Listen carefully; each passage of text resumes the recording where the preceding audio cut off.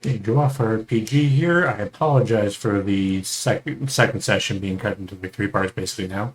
More or less what happened was I had to stop recording so I could pull something up on my screen in order to be able to pull up some notes and things. I thought I was pausing the recording. I stopped the recording. So now we have second session in three parts. So in addition to that faux pas, I forgot to restart the recording after I'd already gotten my notes up and everything. So essentially, to give you a small recap between where that just ended and where you're going to be going into, essentially what happened is they basically analyzed the trees, and as they stepped into the forest, they took a strong sniff in to sort of see if there had been any recent tracks or anything. In which case, I then put in my notes because I had a very specific description of what I wanted to describe for them, which was the strong smell of pollen and foliage fills your airways. A small breeze passes through the trees, causing them to sway. As they sway, you notice the shadows dancing across the grass in a mystifying manner. The shadows weave and sway, causing the darkness to move about you and entrap you. Before you know it, you are within the fearful forest. The river you came from is no longer within sight, though you can hear the sound of water running over stones in the distance. Though from which direction you cannot tell. The trees tighten around you, blocking out all but the faintest shimmers of sunlight. The grass and trees dance around you, as if mocking you. The forest is quite alive, and you feel its hunger ebbing away at the edges of your psyche. So essentially, they basically took a big whiff. They started basically feeling as if they were within the fearful forest, and they started feeling a bit drugged up. The Great Dane Keege, basically went along with it and was just like, yeah, totally. Piper did a little bit more of just trying to be like, what's going on out of here. And Nistka, who didn't really take him much of a sense, she was just sort of watching them, just started watching Piper and the Great Dane of Dante. Dante started swaying and just started like looking like they're like barely able to stand. And so she went over them, started bopping them the nose, got him in, then she started feeling it as she was deeper into the forest.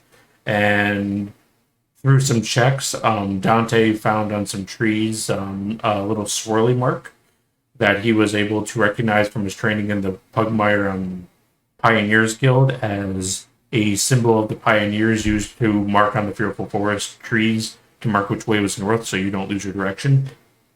And through a couple of survival and nature checks, they were able to figure out that by taking big whiffs of smell in, they started getting these effects stronger, and therefore they figured out that there was some sort of pollen or spore that was being released within the fearful forest that was causing their senses to become a bit out of place, to where they would have trouble keeping their own direction and maneuvering throughout the fearful forest.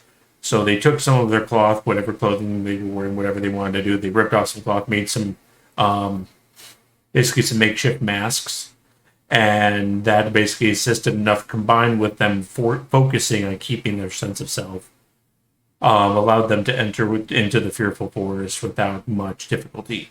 Of which they then started heading northeast towards where the dungeon was. And after basically a full days of travel, I had like another thing to read over here. So they started traveling in, and so I described, as you traverse deeper into the fearful forest, the constant resonance of life fills your ears. Cicadas humming, birds taking flight, brush bustling with life. After wading through the darkness, you come across a small clearing within the forest. The now setting sun feels like a bright light amidst the shadows of the trees. A sense of relief washes over your fur. The muscles that had been tense for hours now suddenly relax. You had not realized until this moment just how much unease the fearful forest had over you. Like a high wave washing over you, exhaustion fills your head and eyes. Your muscles ache and your hind legs begin to shake under the weight of your armor and rucksack. So from there, they basically found a nice clearing to basically set up a camp, which they ended up deciding to do. But first, they sort of took a quick look around, sort of the site, make sure it was safe. And as they found, a lot of the grass was flattened, what looked like elongated footprints. A couple successful nature rolls. Again, Dante was actually rolling quite a few 20s at this time. Basically, I let them know that essentially these long foot marks, and there were a lot of them all heading in one direction, appear to be ratlings. which are one of these basically sentient races of Pugmire. There is the cats from the Mau monarchies. There's the dogs of Pugmire. There's the ratlings of the swamp, and the lizard folk of the northern mountains. They don't have necessarily specific cities or monarchies, but they have a territory that at least that's the information that the dogs of Pugmire know. They know about the Mau monarchies. They have had a lot of interaction with the cats.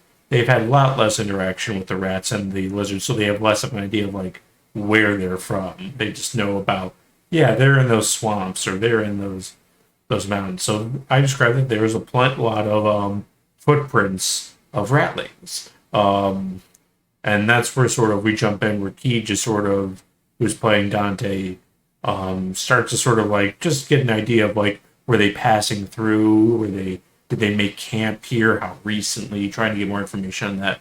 And that's where the next video picks up. So I hope you enjoyed this recap. I wish I could have kept the recording, but apparently Streamlabs OBS does not have a pause recording button, only a stop recording button. So I'll keep that in mind in the future. Hopefully be a little bit better prepared with my notes and not have to pause screen. It's just I had to log in to a specific server in order to be able to access my notes because I wrote them in a different location. I had a VPN in, and I did not want that captured on OBS for obvious reasons. So I did what I thought was right. But anyway, I digress. I hope you enjoy the rest of the Pugmire session. The session 2, I think, really picks up towards the end. No spoilers here, but I feel it was a really great session post running it. So hope you enjoy the rest of this. Right. And continue.